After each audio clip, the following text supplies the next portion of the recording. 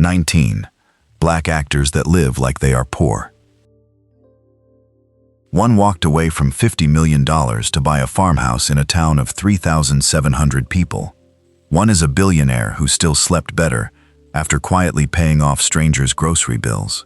One won 2 Oscars and drives a car you wouldn't look at twice. And one lived in his own car at 17. And today, worth millions, still re-wears the same gown to save money. 19. Black stars with fortunes most people can't imagine, all choosing to live like the money never came. But is it real humility or a performance? Stay to the end, because number 15 might change how you see wealth forever. And subscribe to Secret Celebrity Stories, where the truth is always richer than it looks. Denzel Washington. 2 Academy Awards. And in January 2025, the Presidential Medal of Freedom draped around his neck by President Biden, the highest civilian honor the country offers. Given all that, the most striking thing about Denzel Washington may simply be how unremarkable his daily life has stayed. He arrived on December 28, 1954, in Mount Vernon, New York, and he has stood beside the same wife, Pauletta, since 1983. Over 40 years in a business where marriages seldom survive 4. Together, they brought up 4 children in a house friends call comfortable rather than grand. There is no warehouse of rare automobiles, no gossip trail of indulgence. Washington speaks freely about the Christian faith that anchors him, and he tithes without fanfare. He gave roughly $2 million to Fordham University, endowing a theater chair and a scholarship in his name, and has spent more than 25 years as national spokesman for the Boys and Girls Clubs of America. And here is the detail that reveals the man. Well before Chadwick Boseman was a name anyone recognized, Denzel quietly covered the cost for him and several Howard classmates to study at a respected drama program in Oxford. He said nothing about it. Boseman disclosed it years afterward, visibly moved. That is who he is beneath the fame. He did not assemble one of cinema's towering legacies by advertising his triumphs. He assembled it patiently, faithfully, role upon role, turning down projects and endorsements that clashed with his values, even when the checks were enormous, and stayed, through every award and every windfall, the same grounded man who answers only to what he sees in the mirror each morning. Whoopi Goldberg. She sits inside one of the rarest circles in show business, the tiny number of people who hold an Emmy, a Grammy, an Oscar, and a Tony all at once. Yet knowing where Whoopi Goldberg began, you understand nothing about that summit was handed to her. She entered the world as Karen Elaine Johnson on November 13, 1955 in New York City, and came up in the Chelsea Elliott housing projects under a single mother. She left high school. She scraped through her 20s, and at one desperate stretch leaned on public assistance to feed her small daughter. That memory anchors everything, which is precisely why nothing about her now is staged. Her Grammy came in 1986, her Oscar for Ghost in 1991, her Tony as a producer in 2002, and an Emmy that same year. A mountain of work, not one fortunate accident. She was, in fact, only the second black woman ever to win a competitive acting Oscar, after Hattie McDaniel decades before her. And still she insists, without apology, that she simply won't spend on what she doesn't require. There is no designer label arms race, no showroom of vehicles meant to broadcast her worth to strangers. Watch her on The View, dressed for comfort, saying precisely what she thinks, with zero pretense. And you're watching a woman who decided ages ago that impersonating someone you aren't is draining and pointless. At 70, she remains the person who walked out of those projects, only now armed with the freedom to speak her mind whenever the mood strikes. That freedom, she would tell you, is a treasure no trophy on a mantle could ever equal, and she guards it more fiercely than any possession. Viola Davis. Her life belongs in a classroom, not because it was gentle, but because it was so punishing, and she conquered every mile of it. Viola Davis is among the very few artists ever to claim both the triple crown of acting and the complete EGOT, seating her among the most decorated performers who has ever lived. Yet she started with less than little. Born on August 11, 1965, on her grandmother's farm atop a former plantation in South Carolina. She was raised in Central Falls, Rhode Island, in conditions she has never dressed up for anyone. Rodent-infested apartments, and a hunger that was relentless. She has described scavenging bins for something to eat as a girl. She finished Juilliard in 1993 and spent years on stage before the broader world noticed. Her nomination for Doubt in 2008 grew from under 10 minutes of footage. Her win for Best Supporting Actress in Fences in 2017, across from Denzel Washington, sealed what theater crowds had known for ages. When the Academy overlooked her completely for The Woman King in 2023, the public fury only measured how deeply audiences had come to cherish her. And this is what that childhood left behind. When she funds the fight against childhood hunger, she doesn't do it from lofty charity, but from bodily memory of an empty cupboard. She has refused to stay quiet about pay equity, knowing silence robs other women of what they've earned. At 60, she is still choosing the hardest stories, still carrying every inch of that road into every room, still insisting that a person's beginning need not decide their end. Tyler Perry. A few stories sound impossible until you check every fact and find each one holds. He was born Emmett Perry Jr. on September 13, 1969, in New Orleans, inside a household so scarred by abuse that at 16, he legally traded his own first name for Tyler, purely to place a wall between himself and his father. He left school, he sank into poverty, and through his early 20s, he was living out of his car in Atlanta, pursuing a dream that kept refusing to come. The stage play he had poured his soul into failed, repeatedly, across 6 unbroken years. Most would have surrendered. He revised it again. In 1998, it finally landed, and from that one stubborn win, an empire rose. Today, Perry isn't simply rich. He is a billionaire. He owns Tyler Perry Studios, a 330-acre complex on a former Atlanta military base. Its 12 sound stages, each bearing the name of a black entertainment pioneer who came before, making him one of the only figures in the industry's history to hold a major studio outright. Even so, his private life stays strikingly plain.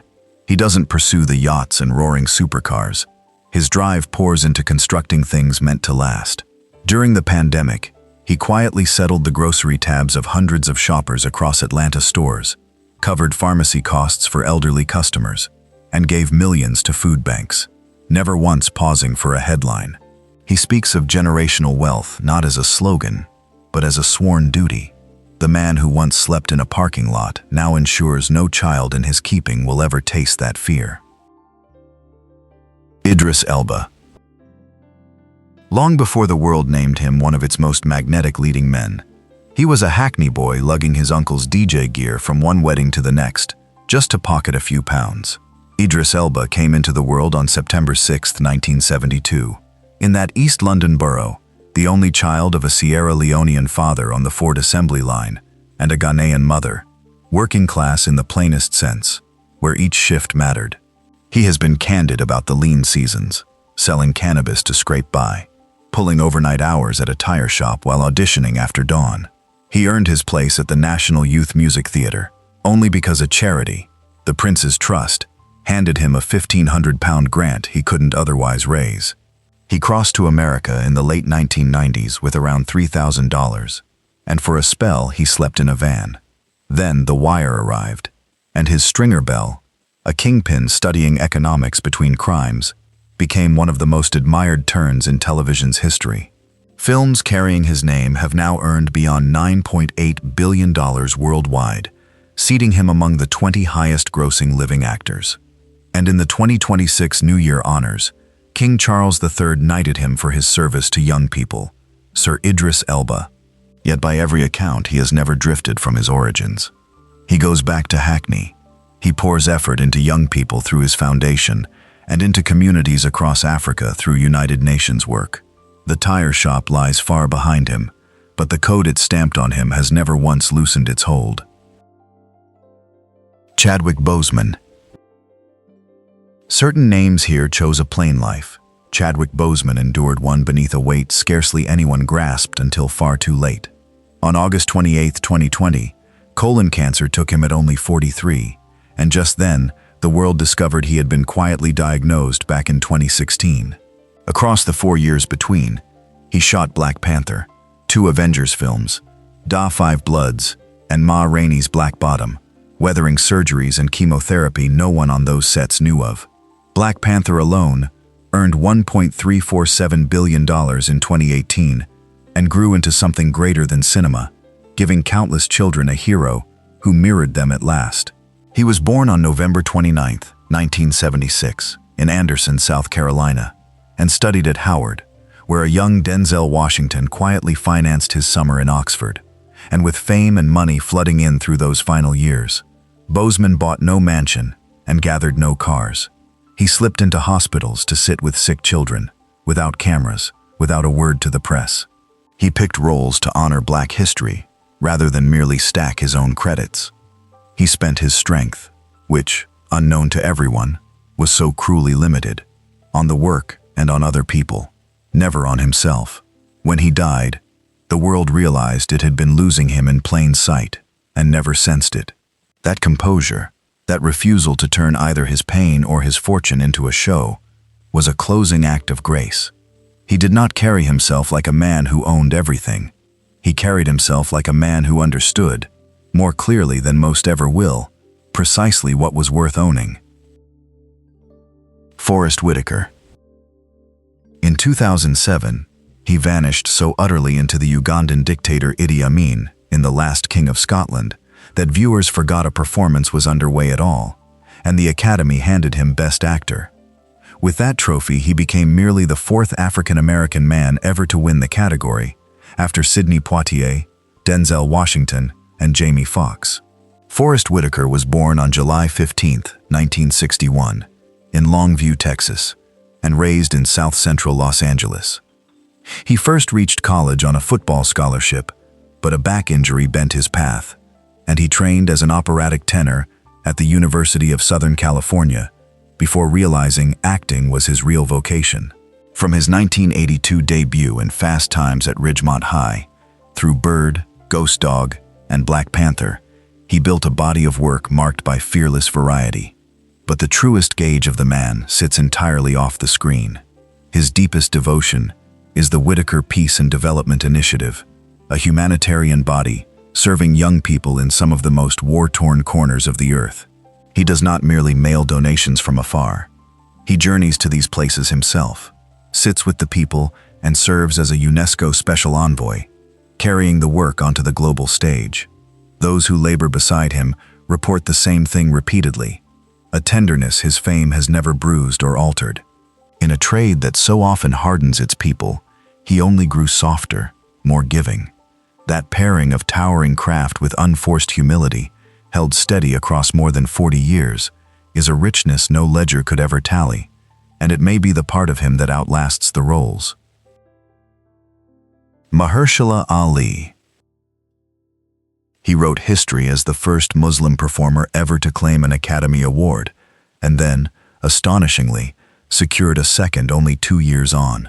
2 Oscars, for Moonlight in 2016 and Green Book in 2018, 2 utterly separate men, shaped by an artist who treats acting as a lifelong discipline rather than a shortcut to celebrity.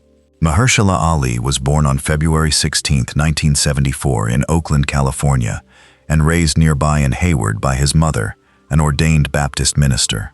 He attended St. Mary's College on a basketball scholarship, then completed his master's at New York University's Tisch School of the Arts in 2000.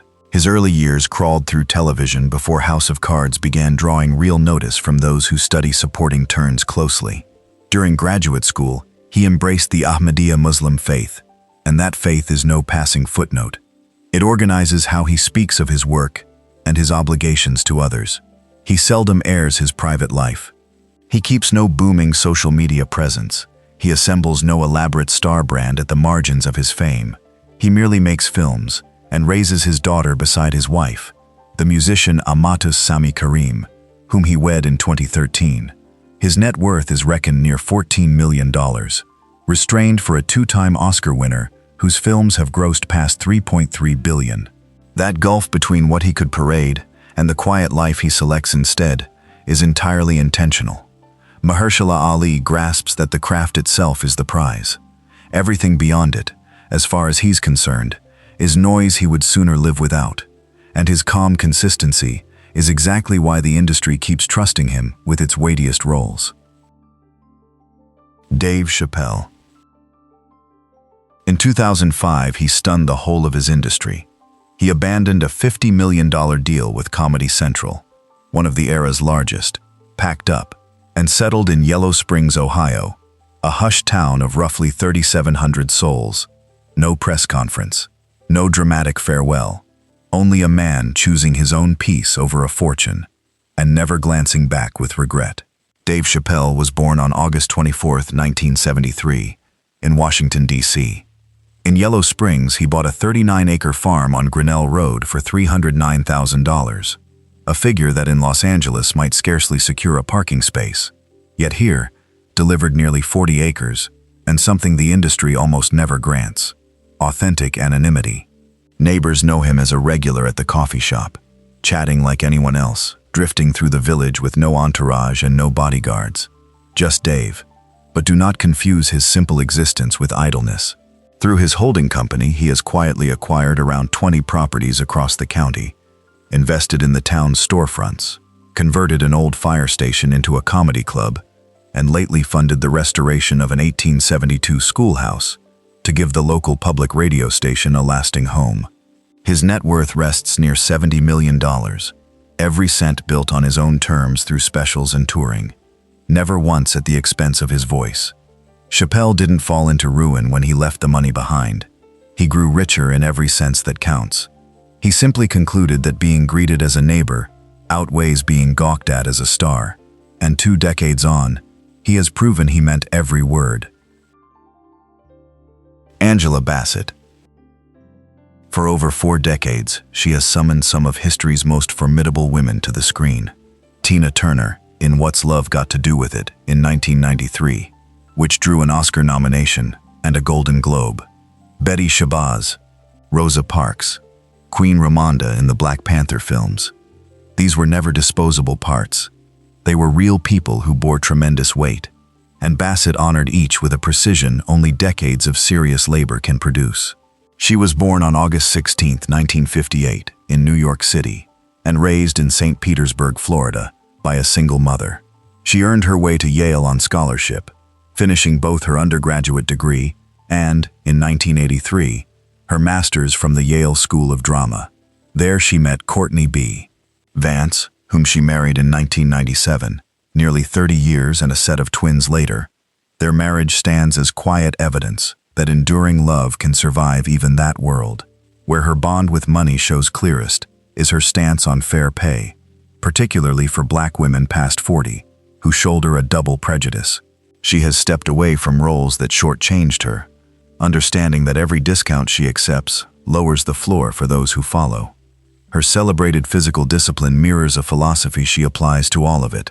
Results grow from steady, unglamorous effort across time, never from shortcuts or display. At 66, she still performs at the summit, still lifts the bar, still declines to coast. Angela Bassett isn't the exception to the standard of excellence. For a great many who came after her, she quietly became the standard itself, the measure against which the rest are weighed. Taraji P. Henson. Before the world adored her as Cookie Lion, she was a young single mother steering across the country toward a dream with next to nothing. Taraji P. Henson was born on September 11, 1970, in Southeast Washington, D.C., daughter of a corporate manager and a father who worked as a janitor and metal fabricator, a man weighed down by untreated trauma from the Vietnam War. She studied drama at Howard University, frequently juggling several jobs to cover tuition. Then, she loaded up her young son, Marcel, and drove to Los Angeles with, by her own account, about $700 to her name. Those first years were genuinely brutal. Bit parts, background work, raising her boy nearly alone. Her turning point came in 2005 with Hustle and Flow, and 3 years afterward, The Curious Case of Benjamin Button earned her an Academy Award nomination. Then Cookie made her a sensation. Empire's opening episode drew 9.9 million viewers in 2015, and its first season finale pulled beyond 21 million. But what she did with that success matters most. In 2018, she founded the Boris Lawrence Henson Foundation, named for her late father, devoted to mental health awareness within the Black community. It rose directly from watching him struggle without help, and from understanding what silence can cost a family. It is no vanity venture. It is a daughter's tribute doing real, measurable work in his name. Taraji P. Henson turned $700 and a little boy into a lasting legacy, and she has never once let herself forget the arithmetic of exactly how far and from how little she traveled to get here. Michael B. Jordan. He holds a production company and a multi-million-dollar home, and he has fronted some of the past decade's biggest films. And yet for years, even as all of it came true, he chose to keep living under the same roof as his mother and father. Michael B. Jordan was born on February 9, 1987, in Santa Ana, California, and raised in Newark, New Jersey. He began as a child model before working through serious television, The Wire, Friday Night Lights, and then his breakout film, Fruitvale Station, in 2013. From there, the ascent was swift. Creed, Black Panther, and by 2018, he ranked among the most sought-after leading men alive. And through all of it, he was still occupying the home he'd bought for his parents, a $1.7 million house in Sherman Oaks he purchased in 2015, and then simply remained in. "I have a great relationship with my parents," he explained, "and I wanted to be around them as much as I could." He understood that time with aging parents cannot be repurchased later. When he finally moved out in 2019, he went only 3 blocks away, near enough to walk over for supper unannounced, and he still owns that family house to this day. In 2026, his film Sinners, directed by his longtime collaborator Ryan Coogler, in which he plays twin brothers, drew serious acclaim and became one of the year's biggest talking points. But beneath the fame and the box office numbers, Michael B. Jordan remains, at his core, the son who made certain his parents had a beautiful home before he ever considered buying one to impress anyone else. Regina King. She started working at just 14, not as a lucky teenager tripping into a break, but as a professional on the sitcom 227 in 1985, mastering her craft before a live audience, while children her age were finishing homework, and she has scarcely paused since. Regina King was born on January 15, 1971, in Los Angeles, raised largely by her mother, a special education teacher, after her parents divorced when she was young. There was no industry pipeline, no smooth entry, only a girl from Los Angeles who proved astonishingly, undeniably gifted. Her record is historic: 4 Primetime Emmy Awards, more than any other African-American performer, alongside an Academy Award for Best Supporting Actress for If Beale Street Could Talk in 2019. She also forged a formidable second career behind the camera as a director, arriving at her acclaimed feature One Night in Miami in 2020, and becoming one of the few Black women ever trusted with major directing work. Throughout it all, she has guarded a private, grounded life, never staging humility for an audience, but genuinely living it, and supporting her community in quiet, practical ways rather than spectacle. And then, in January 2022, she endured the loss no parent should face. Her only child, her son Ian, died at 26. The grief she has voiced since has been raw and unshielded. The grief of a woman who never mistook fame for protection from sorrow. And still, somehow, she keeps rising to meet the day. That, far beyond any statue on a shelf, is the deepest form of strength there is, the kind that shows up again even after the worst has already happened. Sterling K. Brown. By every yardstick the business uses, he stands among its very finest. He won the Emmy for Outstanding Lead Actor in a Drama for This Is Us in 2017, becoming the first African-American man to take that award in more than 20 years. He won again for The People v. O.J. Simpson, and in 2024 he earned his first Academy Award nomination for Best Supporting Actor in American Fiction. Sterling K. Brown was born on April 5, 1976, in St. Louis, Missouri, and he did not grow up with wealth or the connections that ease some actors along. He earned a bachelor's degree from Stanford and a master's from New York University's Tisch School of the Arts, a foundation of true intellectual rigor and a profound respect for his craft. He married the actress Ryan Michelle Bathe in 2007, and they are raising 2 sons. Listen to him talk, and you notice that family isn't a talking point for him. It is the very axis of his life. In a business that so often treats relationships as photo opportunities, his steady devotion is quietly striking. He is unusually frank, too, about money and responsibility.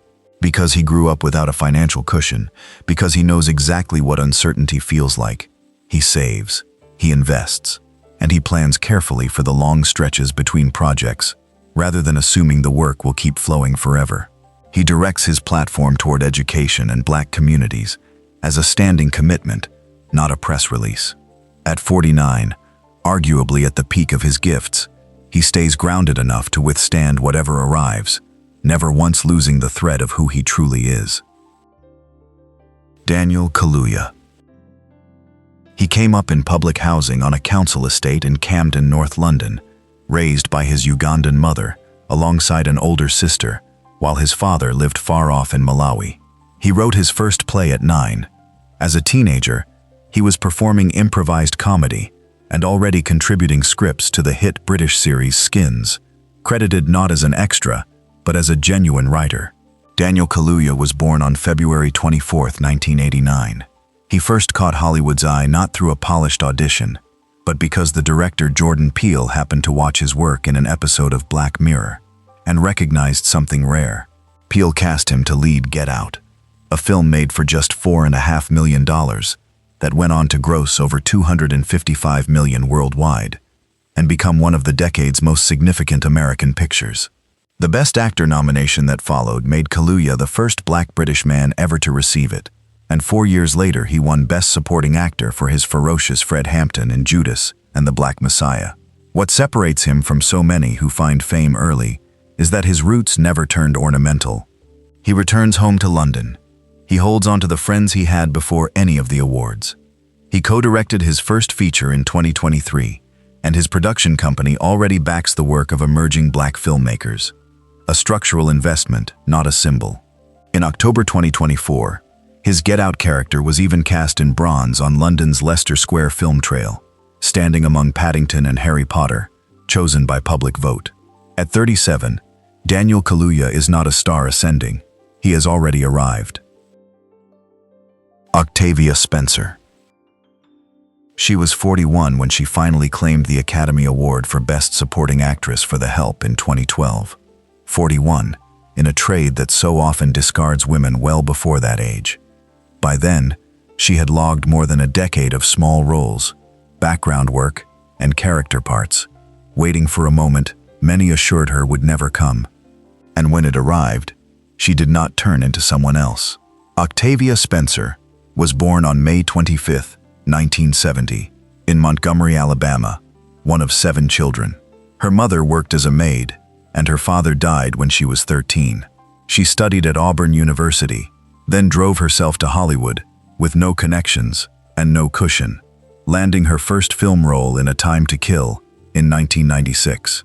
What endears her to so many is how stubbornly ordinary she stayed after the acclaim. She has spoken, without a flicker of embarrassment, about still clipping coupons. Fans have caught her at Target, weighing prices on everyday household goods, baffled that an Oscar-winning millionaire would bother. But she is not baffled at all. If a product costs less there, why pay more elsewhere merely to be seen doing it? For red carpets, she has been refreshingly honest about renting gowns, rather than dropping thousands on a dress for one evening, calling the alternative simply wasteful. And she plans carefully for the quiet gaps between jobs, because she lived through 15 of those years before anyone knew her face. Octavia Spencer did not transform when Hollywood finally noticed her. She just kept being precisely who she had always been, now with a hard-earned Oscar resting on the shelf. Tiffany Haddish. Before the fame, before a single award, before her first red carpet, she was sleeping in her car. And that is no figure of speech, but the plain truth she shares openly and often, refusing to pretend her road was gentler than it was. Tiffany Haddish was born on December 3, 1979, in south-central Los Angeles, and her childhood was a chain of heartbreaks. Her father left when she was 3. Her mother suffered severe brain damage in a car crash when Tiffany was 9, and by 13, she and her siblings had entered foster care. At 17, she was homeless, living out of her vehicle. A social worker offered her a choice between therapy and a comedy camp, and she chose comedy, a decision that quietly rescued her. Her breakout came in 2017 with Girls Trip, which earned over $140 million worldwide.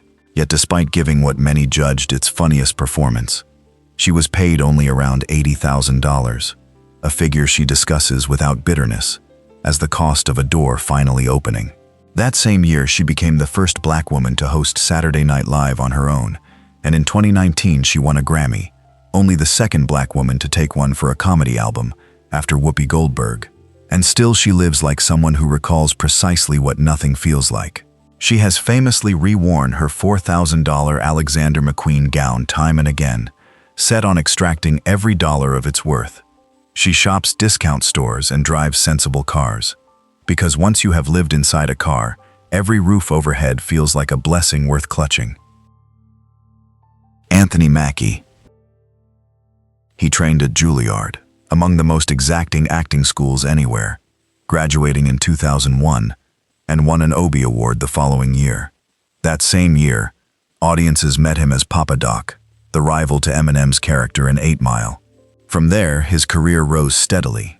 The Hurt Locker, then years as the Falcon across the Marvel films, and finally, in 2025's Brave New World, taking up the shield as Captain America himself. Anthony Mackie was born on September 23, 1978, in New Orleans, where his father ran a roofing business, and that city molded him in ways all his Hollywood success has never erased. He has spoken time and again about his choice to raise his children in New Orleans rather than uprooting them to Los Angeles, a decision that costs him real professional convenience, made because he believes children need roots and a community, not a life arranged around maintaining an image. He drives ordinary cars. He describes his home as comfortable, never excessive. Instead of chasing ever larger houses to signal his status, he invests in New Orleans real estate and props up the local businesses of a city battered so many times. By Hurricane Katrina in 2005, by floods, by lean economic years that left much of his community behind. He speaks honestly about the truth that acting careers do not last forever. So he saves, builds several streams of income, and thinks hard about what his money is actually for. In a business that prizes being seen above all, Anthony Mackie chose his city over a skyline, and that single choice tells you everything about the man. So here's the question worth arguing over. Is living simply when you could live in luxury a genuine act of humility? Or, for someone sitting on tens of millions, just a clever performance designed to keep the rest of us on their side? Is Denzel truly humble, or just deeply private? Is Tyler Perry modest, or simply too disciplined to waste $1 building his empire? There's no clean answer, and that's the point. Maybe these 19 understood something the rest of us spend a lifetime chasing. That real wealth was never the mansion or the car. Tell us what you think in the comments, and subscribe to Secret Celebrity Stories, because the truth is always richer than it looks.